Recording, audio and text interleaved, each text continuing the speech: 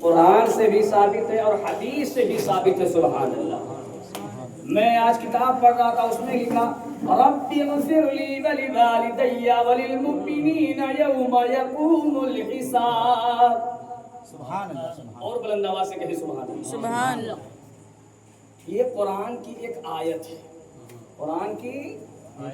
قرآن کی آیت ہونے سے پہلے یہ حضرت ابراہیم علیہ نبینا علیہ الصلوۃ والتسلیم کی دعا ہے. کہو سبحان اللہ. ابراہیم پیغمبر نے رب کی بارگاہ میں دعا کیا رب اغفر لی ولوالدی وللمؤمنین یوم یقوم الحساب. اے میرے رب تو مجھے بخش دے. اے میرے رب تو اس لیے اگر اپنے مغفرت کی ہم رب سے دعا کر رہے ہیں تو یہ کوئی بدعت نہیں, شرک نہیں, ناجائز نہیں, بلکہ یہ ابراہیم پیغمبر کی سنت ہے. سبحان اللہ. ابراہیم پیغمبر نے رب سے دعا کیا اے مولا تو مجھے بخش دے. اے مولا تو قرآن اور حدیث کی روشنی میں گفتگو ہوگی انشاءاللہ. انشاءاللہ کہہ لیں آپ. انشاءاللہ. ابراہیم پیغمبر کی دعا ذرا ملاحظہ فرما لیں. دعا کرنے کا طریقہ کیا ہے؟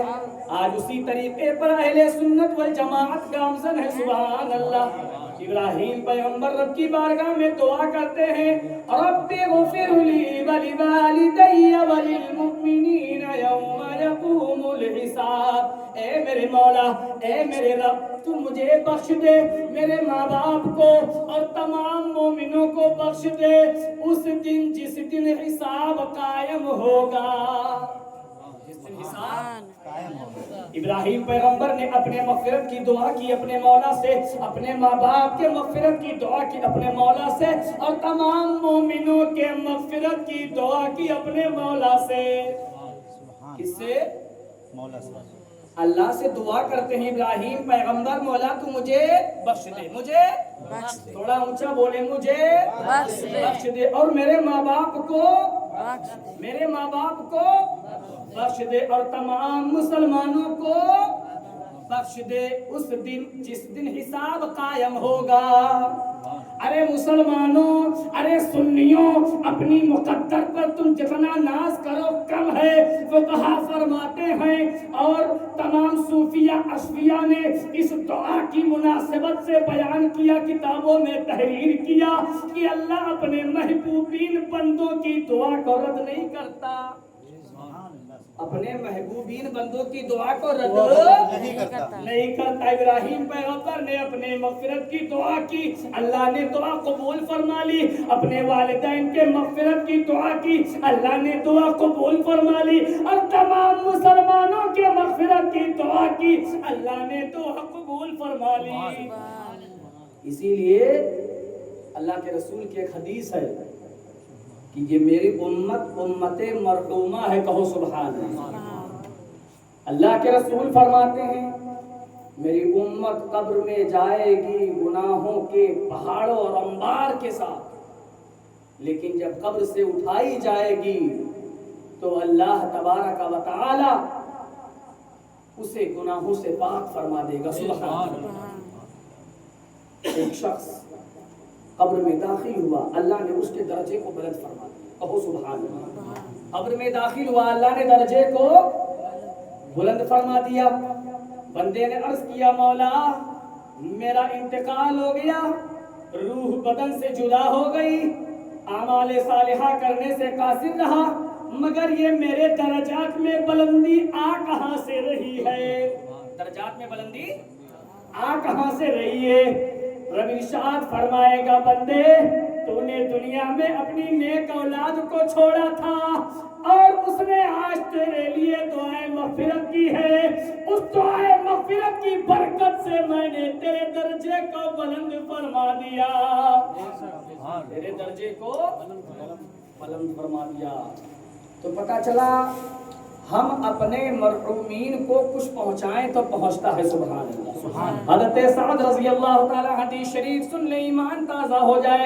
حضرت سعد رضی اللہ تعالی عنہ آقا کریم علیہ الصلوۃ والتسلیم کی بارگاہ ہمیں حاضر آئے. عرض کرتے ہیں یا رسول اللہ آپ پر میری جان قربان. اللہ کے رسول نے ارشاد فرمایا ہاں سعد کہو کیا کہنا چاہتے ہو. حضرت سعد نے عریضہ پیش کیا یا رسول اللہ میری ماں کا اچانک انتقال ہو گیا. یا رسول اللہ آپ ان کے لیے کوئی بہترین صدقہ تجویز فرمائیں تاکہ اس کا ثواب اور اس کا اجر میری والدہ کو پہنچ جائے. اللہ کے رسول علیہ الصلوۃ والتسلیم نے فرمایا تمہاری والدہ محترمہ کے لیے بہترین صدقہ پانی ہے. سبحان اللہ. بہترین صدقہ پانی ہے. پانی ہے. تو مورخین لکھتے حدیث کی کتابوں میں ہے کہ حضرت سعد رضی اللہ تعالی عنہ نے اپنے ماں کے نام سے ایک کنواں کھدوایا. کیا کھدوایا؟ کنواں کھدوایا. اور اس پہ لکھ دیا هذه لأم سعد. یہ کنواں سعد کی ماں کی جانب سے ہے. بہت سبحان اللہ. سبحان اللہ. آج کچھ لوگ کہتے ہیں کہ ہم کسی چیز کی نسبت کو غیر اللہ کی جانب نہیں کر سکتے, لیکن جب حدیث شریف کو پڑھیں تو ایمان تازہ ہو جائے. سبحان اللہ. ثواب حضرت سعد کی والدہ کو پہنچانے کا مقصد تھا. اس پہ لکھ دیا گیا کنویں پر کہ یہ کنواں حضرت سعد کی والدہ کے لیے. تمام مدینے کے لوگ اس کنویں سے پانی پی رہے ہیں مگر ثواب حضرت سعد کی والدہ کو پہنچ رہا ہے. اور حضرت سعد ابن عبادہ رضی اللہ تعالی یہ حاضر ہوئے. عرض کرتے ہیں یا رسول اللہ اچانک میری ماں کا انتقال ہو گیا. وہ کچھ مجھ سے کہہ نہ سکی. اگر وہ کچھ بولتی تو مجھ سے صدقہ کرنے کے لیے کہتی. یہ میرا گمان ہے. اللہ کے رسول نے ارشاد فرمایا تو ان کے لیے تم صدقہ کرو ان کو پہنچے گا. ان کو پہنچے گا. سرکار نے فرمایا ان کو پہنچے گا. تو کسی دنیا دار کی نہیں نبی مختار کی بات ہو رہی ہے. بہت سبحان اللہ. حضرت سعد بن عبادہ رضی اللہ تعالی عنہ عرض کرتے ہیں یا رسول اللہ آپ گواہ ہو جائیں. آپ تھوڑا سا میرا ساتھ دیں گے تو کچھ دیر میں نبھا لے جاؤں گا انشاءاللہ. یا رسول اللہ آپ گواہ ہو جائیں. یا رسول اللہ آپ گواہ ہو جائیں. میرا پھلوں کا جو باغ ہے, پھلوں کا جو باغ ہے اپنی والدہ کے نام پر میں اسے صدقہ کرتا ہوں. اپنی والدہ کے نام پر اسے. آج سامنے اگر چند فروٹ اور پھل رکھ کر فاتحہ کیا جائے تو کچھ ایسے خبیث ہے جو اس پر اعتراض کرتے ہیں. شیطان وہ کہتے ہیں یہ شرک ہے, یہ بدعت ہے, یہ ناجائز ہے, یہ حرام ہے, پہنچتا نہیں. ہم کہتے ہیں تمہیں تو ہرگز نہیں پہنچتا, تو تمہیں تو ہرگز نہیں پہنچتا. ہمارا پہنچتا اس لیے ہم پہنچاتے ہیں. ہمارا پہنچتا اس لیے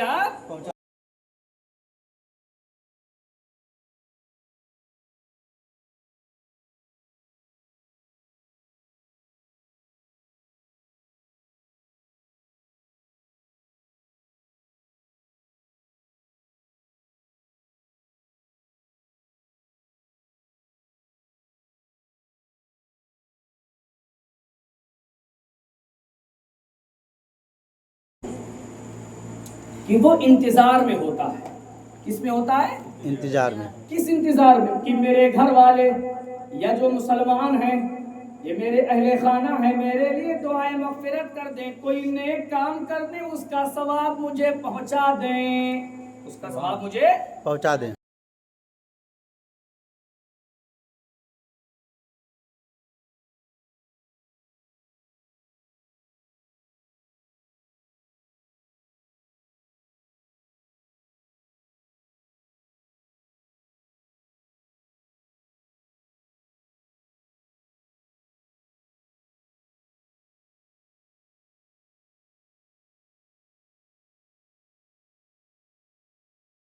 تحفہ بھیج دیا ہو, کوئی تحفہ بھیج دیا ہو. کوئی سرکار کی حدیث ہے جیسے دنیا میں ہم کسی کو تحفہ دیتے ہیں نا تو اسے بڑی مسرت حاصل ہو, خوشی ہوتی ہے نہیں ہوتی ہے.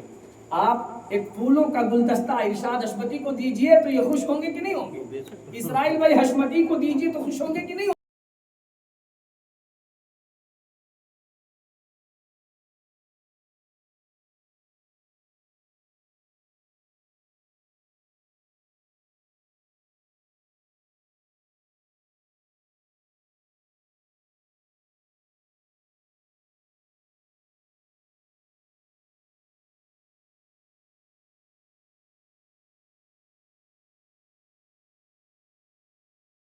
اسے خوشی ملتی ہے، سبحان دنیا اللہ، سے زیادہ اسے خوشی ملتی ہے، خوشی ملتی ہے، روح شاد ہوتی ہے، تسکین پہنچتی ہے۔ اور میں آپ کو بتاؤں انتظار میں ہوتی ہے، روح کس میں ہوتی ہے؟ انتظار انتظار میں۔ تو جو لوگ اس کو شرک کہتے ہیں، بدعت کہتے ہیں، پہنچتا نہیں ہے، ناجائز و حرام کہتے ہیں، تو ان کے وہاں تو انتظار، ادھر اندر انتظار، قبر میں انتظار، قبر میں انتظار، تھوڑا سا میرا ساتھ دے دیا، قبر میں انتظار، اور یہاں گھر میں انتشار۔ کیا ہے؟ انتشار ہی انتشار ہے۔ اور ہمارے یہاں وہاں قبر میں انتظار ہوتا ہے تو یہاں گھروں میں اہتمام ہوتا ہے۔ واہ واہ واہ واہ، یہ محفل کا اہتمام، کبھی تیجے کا اہتمام، کبھی 10ویں کا اہتمام، اور کبھی 40ویں کا اہتمام۔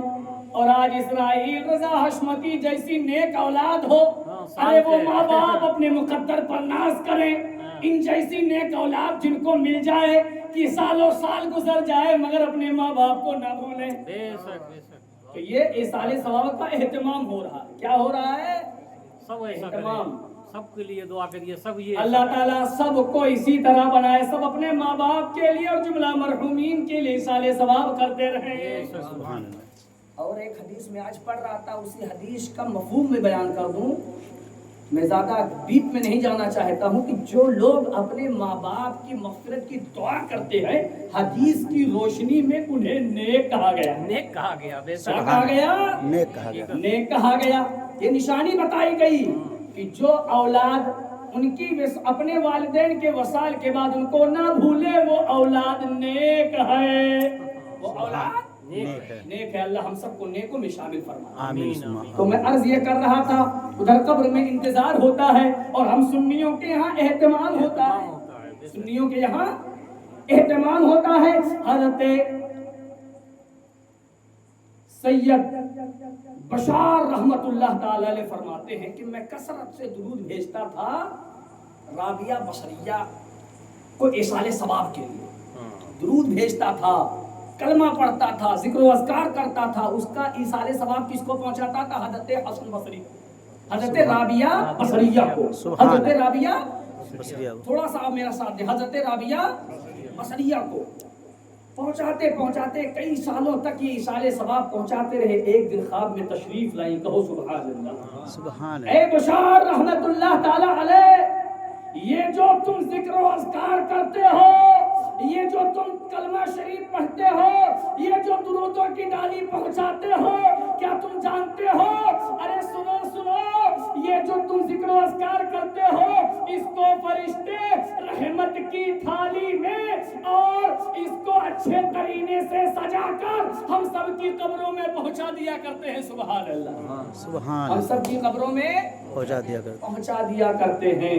اور ایک کتاب میں تو یہاں تک لکھا ہے کہ اللہ کے رسول علیہ الصلوۃ والتسلیم اس شخص سے بہت خوش ہوتے ہیں، اس شخص سے بہت زیادہ آپ مسرور ہوتے ہیں جو امت مسلمہ کے لیے دعائیں مغفرت کرتا ہے، امت مسلمہ کے لیے دعائیں۔ مغفرت کرتا ہے، تو ہم لوگ اپنے مرحومین کے لیے دعائیں مغفرت کرتے ہیں، دعائیں مغفرت، اور یہ پہنچتا ہے۔ حضرت عائشہ صدیقہ رضی اللہ تعالی عنہا سے مروی ہے کہ ایک خاتون آئی، اللہ کے رسول کی بارگاہ میں عریضہ پیش کیا، یا رسول اللہ میری بہن کا انتقال ہو گیا ہے، اگر میں ان کی جانب سے کچھ صدقہ و خیرات کروں تو یا رسول اللہ اس کا ثواب میری بہن کو پہنچے گا یا نہیں پہنچے گا؟ تو اللہ کے رسول فرماتے ہیں اس کا ثواب بالکل پہنچے گا، سبحان اس کا اللہ، ثواب بالکل پہنچے گا۔ اور ایک روایت میں ہے حضرت ابو ہریرہ رضی اللہ تعالیٰ عنہ سے مروی ہے کہ ایک صحابی حاضر آئے سرکار کی بارگاہ میں اور عرض کرتے ہیں یا رسول اللہ اگر میں اپنی والدہ کی جانب سے کچھ صدقہ کروں تو کیسا رہے گا؟ اللہ کے رسول فرماتے ہیں تم اپنی والدہ کے لیے صدقہ کرو اگرچہ وہ بکری کا جلا ہوا خر ہی کیوں نہ ہو.